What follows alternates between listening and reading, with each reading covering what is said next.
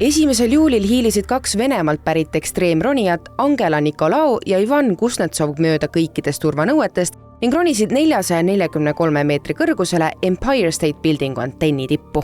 Noorpär kandis ise samal ajal Batmanile sarnaseid maske ning antenni külge tõmbasid nad lipu.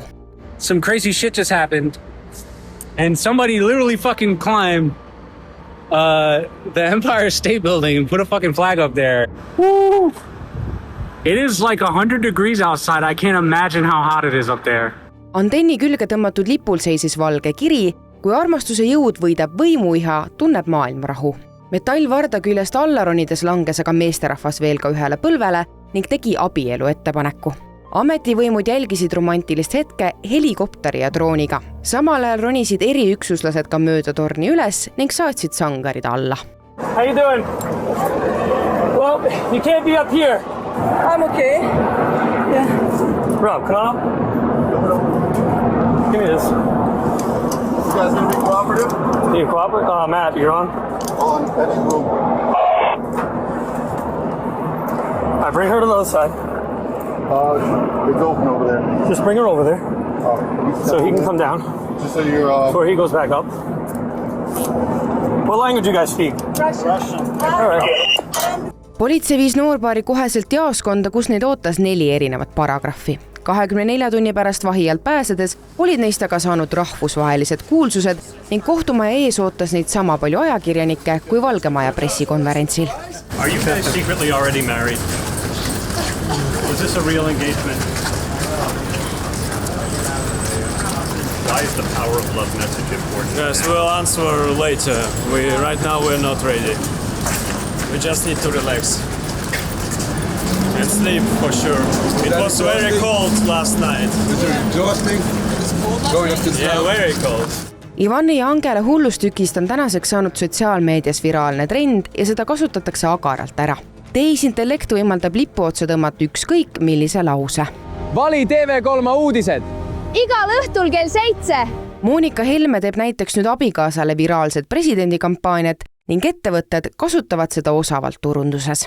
See oli tegelikult tavaline neljapäeva õhtu, tund aega oli tööpäeva lõpuni ja siis Leedu kolleeg tuli ja ütles, et näed, see on praegu treema, kas me hüppame sellele trendile või ei hüppa, et kui me juba homme hüppame, siis see on möödas, siis me natuke omavahel võrratasime ja ütlesime, et teeme ära. Et Ameerikas oli see ikkagi nii suur teema, aga Baltikumis oli see alles tuure üles võtmas, Eestis ma ei olnud mitte ühtegi postust näinud, nii me olime, teeme ära.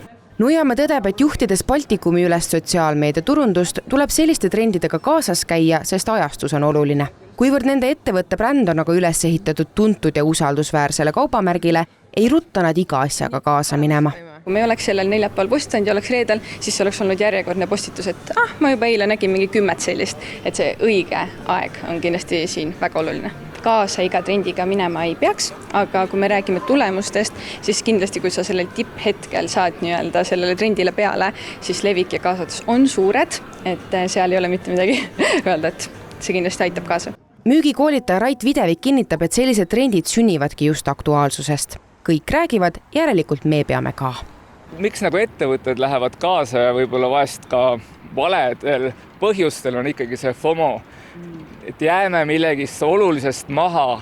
Ma arvan, et ettevõtted võiks mõelda, et kuidas selliseid strateegiliselt ära kasutada selliseid olukordi maailmas, mitte siis, et viimasel hetkel lähen ja panen sinna esimese kõige odavama müügiteksti, mis ei toimi tegelikult. Kui küsida, kuivõrd selline viraalse trendi peale üles ehitatud turundus müügis kajastub, ütleb Videvik, et siinkohal loebki see, kuivõrd ettevõtte seda trendi personaliseerib vastavalt oma brändi käekirjale. Seesama liputeema, et võib ju minna selle ettevõtte konto peale vaadata, kas see on esimene selline, et ma arvan, et me ikkagi strateegiliselt teevad vähe. Et Eestis minu kõige parem näide on pakendikeskus. Ta teeb ise täpselt seda samat asja. Võtab meedias teema, aga tema teeb seda hästi. Tal on strateegia taga seal, ta seostab selle oma toodetega ära. Ta ei tee ainult selle dopamiini pärast, ta teeb ka müükide pärast ja brändi pärast. Paratamatus on see, et sotsiaalmeedia võimendab kõiki ekstreemsusi. Alles aasta alguses müüdi üle maailma välja Nike dressid, sest neid kandis puht juhuslikult oma residentsist kinni peetud Venezuela endine juht Nicolas Maduro. Nuiamäega kinnitab oma kogemuse pealt, et meie piirkonnas võidab kliendid lõpuks see, kes eristub.